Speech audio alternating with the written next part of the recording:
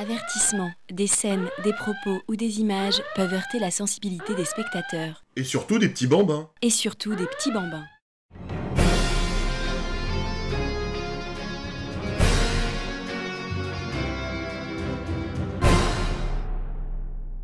Salut mes petits farfadets amoureux de vieilles choses qui soulèvent l'incompréhension de vos gosses. Je suis vieux! Aujourd'hui on va parler d'un vieux bouquin que j'ai dégoté de façon subrogative dans un easy cash et pour pas cher en plus, ce qui ne gâche rien, et il s'agit de l'intégrale 1965 des Fantastiques chez Panini. Plutôt que de payer 35 boules, je l'ai eu pour 15 balles. Tu as le cul bordé de nouilles? Oui, et je me propose de vous faire une présentation péchue et satinée sans plus tarder. Quoi, de ton pétou? Non, de l'album. Ah, je me disais aussi, c'était pas logique à la base.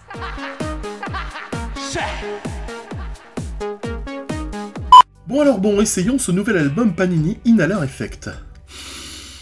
Mais c'est vrai qu'il rafraîchit mon nez. Non mais t'as complètement lâché les élastiques là. Déjà la couverture est moche, pour ne pas dire peu engageante, comme ces travailleuses du sexe que tu rencontres parfois les soirs rue de la Pompe. Alors pour mémoire, pour les néophytes ou incultes qui regardent cette émission, et il y en a pas mal, c'est encore l'époque de Stan Lee et de Kirby. Ah bon? Bah oui, cet album d'un fort beau gabarit regroupe les épisodes de 34 à 45 des Fantastic Four, plus le célèbre annual de 1963. J'ai bien dit annual, qui relate le mariage mouvementé de Jane et de Red Richards. Le premier épisode de cet album, velu comme ma tata Jacqueline. C'est ta tata qui pique? Oui, c'est ça, le cauchemar du premier de l'an. Alors donc, je disais que le premier épisode est tiré des Fantastic Four numéro 34 de janvier 1965. Il nous relate, de façon chiante, comment un milliardaire impitoyable accepte un défi de ses rivaux pour détruire les 4 Fantastiques. Il commence par faire croire à chacun que les autres sont des Skrulls, contrôlés par le Puppet Master. Un épisode peu spectaculaire, mais qui se laisse beaucoup mieux lire que le journal d'Anne Frank.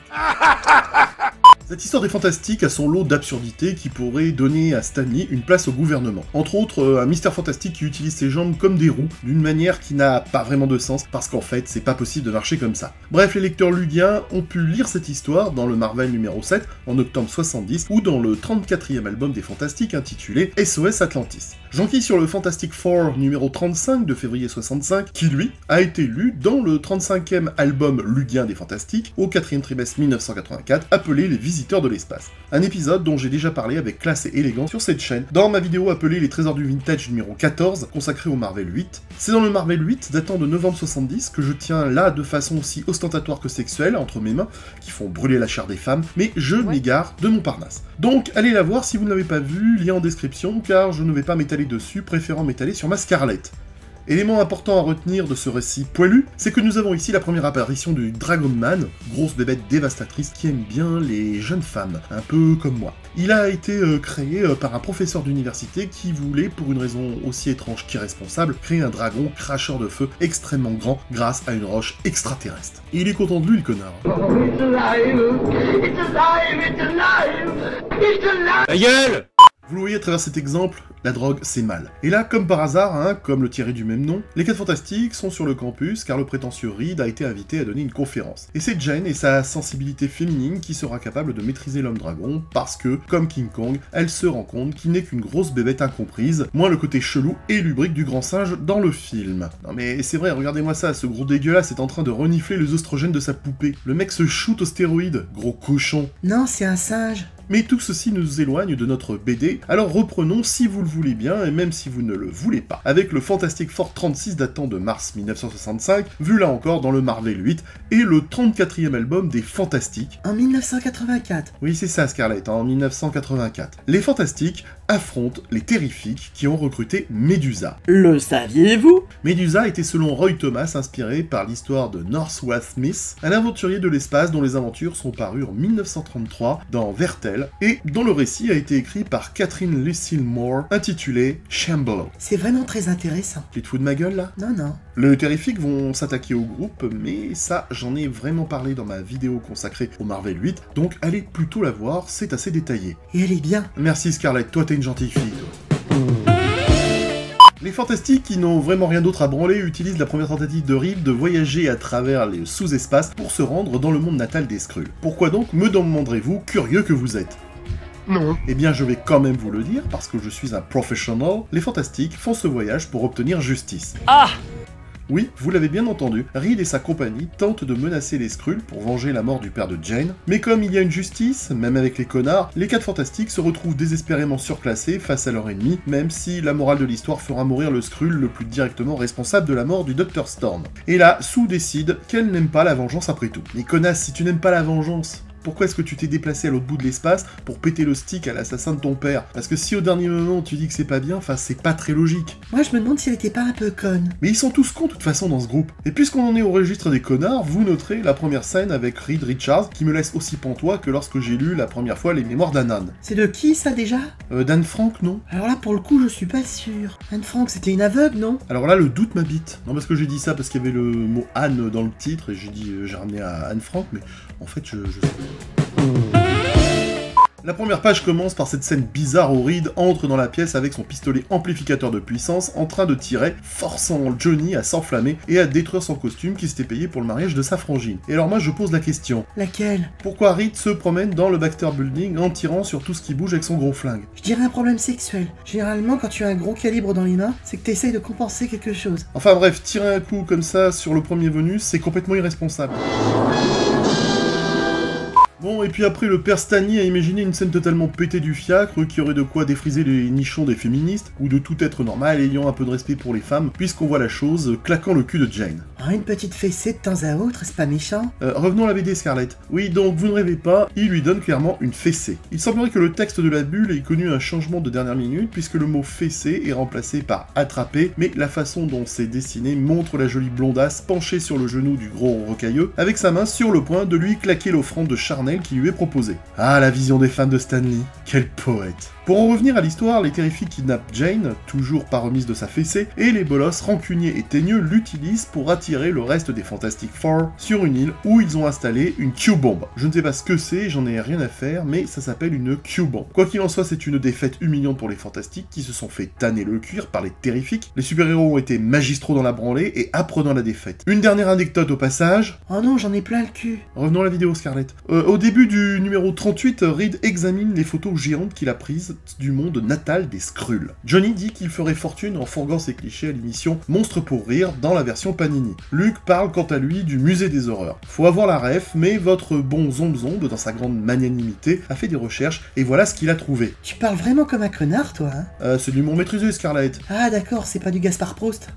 Dans la version originale, il est dit « Monster to Laugh With ». C'était un magazine en noir et blanc datant de 1964 où Stanley mettait des légendes amusantes sur des images fixes de films de monstres. Enfin, notons, comme Amélie, que dans le Fantastic Four numéro 37, Jack Kirby nous présente un arrière-plan de photos spatiales très moche, mais avec une note de Stanley s'excusant pour la qualité d'images floues. Il a souvent été dit que ce genre de note de Stanley était en fait du foutage de gueule du scénariste vis-à-vis de son collègue sur ce genre d'expérimentation visuelle. Quoi qu'il en soit, dans ce cas-là, on ne peut pas reprocher à Stanley d'avoir descendu le boulot de son collègue. Ici, c'est justifié. C'est vrai que cette image pue du fion. On s'en fout de savoir s'il y a un quelconque mérite artistique d'expérimentation créatrice ou simplement de la paresse, mais il est évident que la technologie en 1965 n'était pas encore là pour rendre ce travail efficace. Ainsi, vous obtenez des photos floues en noir et blanc totalement dégueulasses. T'en penses quoi, Jules? Te voilà bien pantois.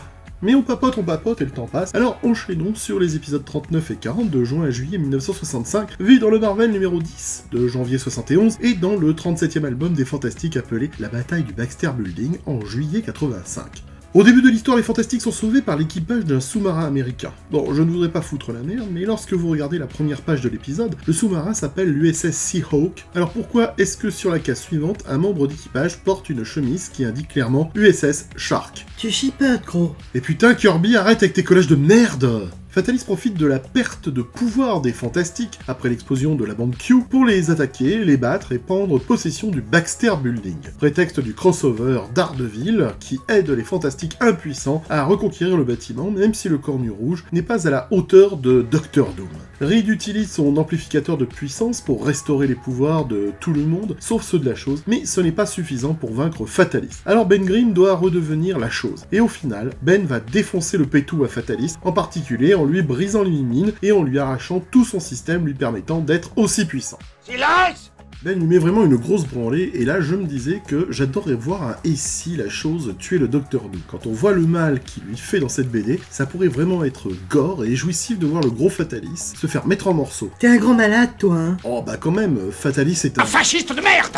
Un fasciste de merde! Alors non, c'est pas ce que je voulais dire, mais bon, j'ai retrouvé un peu au hasard les commentaires critiques du Yancey Street Journal numéro 9, datant de juillet 65, qui défonce l'épisode numéro 40. C'est dommage que Fantastic Four soit maintenant la pire des bandes dessinées du monde depuis que Vince Coletta a repris les encres. Le numéro 40 et 41 semblaient avoir été dessinés par Kirby, avec son troisième bras ou quelque chose comme ça, après que l'encreur soit passé renversé de l'encre partout sur les crayons. Toujours dans le même journal, on apprend de la part d'un certain Larry Ivy, membre du personnel de la Maison des Idées, que le Comics Code Authority avait exigé que Marvel dessine la chose et la torche plus petites sur les couvertures des Fantastiques. C'est pour ça qu'ils sont tout rikiki. D'ailleurs, si vous regardez toutes les couvertures du 35 au 41, il est vrai que la chose est dessinée toute petite. Y a un sens caché dans ta phrase? Alors non, et pour reprendre, il faut savoir que le CCA, le Comic Code Authority, avait déjà rejeté à ce moment-là 3 histoires sous prétexte que nos 2 héros étaient effrayants pour les enfants. Ça ne vous rappelle pas quelque chose? Jules, est-ce que tu veux rebondir là-dessus? Enfin bon, passons à présent à la suite de la découverte de cet album Panini avec les épisodes 41 à 43, datant d'août et octobre 65. C'est le retour des Frightful Four, traduit en français les Terrifiques, et je vous rappelle que c'est le seul groupe à avoir battu les Fantastiques à cette époque. Medusa y est devenue très dominante, bousculant les autres membres et étant assez belliqueuse. Ben Grimm ayant sacrifié son humanité pour vaincre le vilain Fatalis, il quitte les 4 Fantastiques et se fait capturer par les Terrifiques. Le sorcier lui lave le cerveau et le transforme en Evil Thing, qui pour le lecteur est très identifiable car il fume ses cigares comme un pharaon à la chaîne, même pendant les combats. Ah, je viens de comprendre ta blague sur les cigares du pharaon. C'est vrai? Oui, c'est dans Spirou. Non, t'es décidément trop con. Lorsque le reste des Fantastiques se présente pour essayer de ramener Ben à la raison, ils sont attaqués, vaincus et capturés principalement par la chose, démontrant son niveau de puissance par rapport aux autres membres de l'équipe. Bon, mais au final, ça se finira bien et les Fantastiques auront enfin leur revanche contre les Terrifiques. Ce qui est de sympa dans cet art, c'est qu'on a fait un tour du côté de chez Swan, de son vrai nom Fatalis, qui se lamente sur ses mimines écrasées par la chose. Regarde mes mains, saloperie.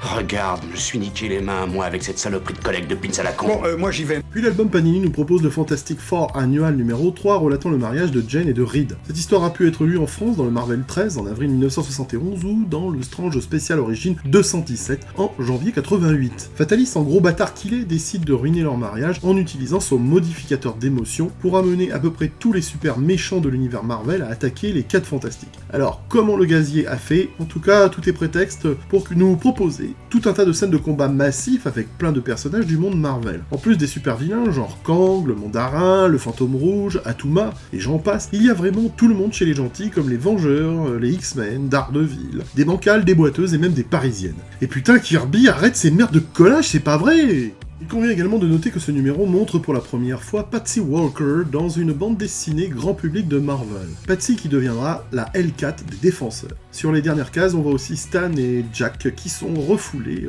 de la cérémonie. Et au final, comment régler ce beau merdier? Eh bien, Reed utilise le Time Displacer, traduit en français le véhicule temporel subatomique, pour envoyer les méchants dans le passé immédiat, sans aucun souvenir de ce qui s'est passé. Putain, ils se font même plus chier à trouver une solution. En tout cas, Jane et Reed se marient, et tout est bien qui finit bien. Jane va enfin être une femme épanouie, comme le montre l'image du Fantastic Four numéro 44, où on voit Jane portant un tablier sur son uniforme, lavant la vaisselle. Voilà, je suis sûr qu'elle est contente de sa nouvelle condition d'épouse. La place de la femme, c'est à la cuisine. Mais pas de panique, Reed bricole le premier mécanisme de lave-vaisselle automatisé au monde. Les épisodes 44 et 45 marquent le début de l'arc avec les Inhumains. Gorgon recherche Medusa pour la ramener dans son royaume, pour qu'elle retrouve les siens, mais surtout pour la marier à Maximus.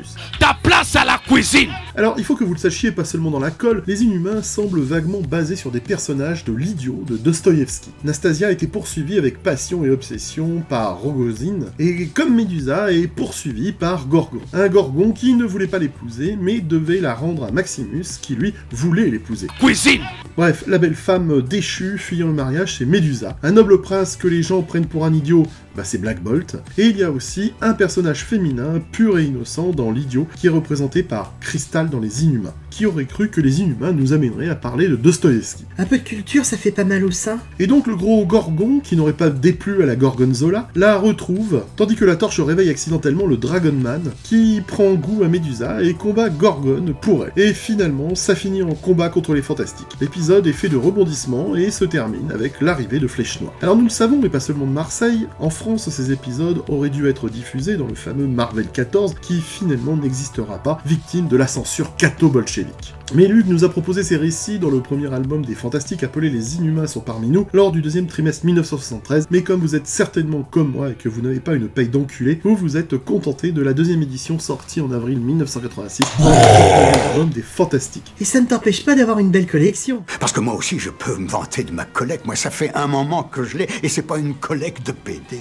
On notera les cases pourries et mal cadrées à la fin de l'épisode 44, mais en fait, les artistes n'y sont pour rien. Le code de la bande dessinée exigeait que la dernière page du numéro 44 soit redessinée, afin de ne pas montrer Gorgon en portant Médusa et Dragon Man en portant Sue. Et voilà comment les corps des femmes sont pour la plupart hors champ. Alors que dire au final de cet album? Je sens que tu vas nous le dire. D'abord, le côté marketing de Stan Lee transparaît dans ses histoires de 1965. Au fil des pages, Stan Lee poursuit les crossovers avec les autres personnages de Marvel et les Fantastiques tels que Daredevil, Spider-Man, et on a même des combats qui valent le détour contre Fatalis, les Terrifiques ou les Inhumains. Et puis, tu sens à la lecture de ces épisodes que Stan Lee et Jack Kirby sont en grosse mutation par rapport au début du groupe. Ils osent plus de choses et ils s'approchent du sommet de leur art. Dans cette période, on est vraiment dans les fondements de cet univers et je dirais que malgré toutes les imperfections relevées de façon odieuse dans cette vidéo, cet album est indispensable pour comprendre tout ce qui va en découler par la suite. De même, les personnages prennent de plus en plus de caractère et le dessin s'améliore. Donc pour les fans et complétistes des Fantastic Four, l'intégrale 1975 est le volet de très bonne qualité qu'il faut avoir. On appréciera d'ailleurs que les Fantastiques enchaînent leurs aventures à un rythme plus que soutenu.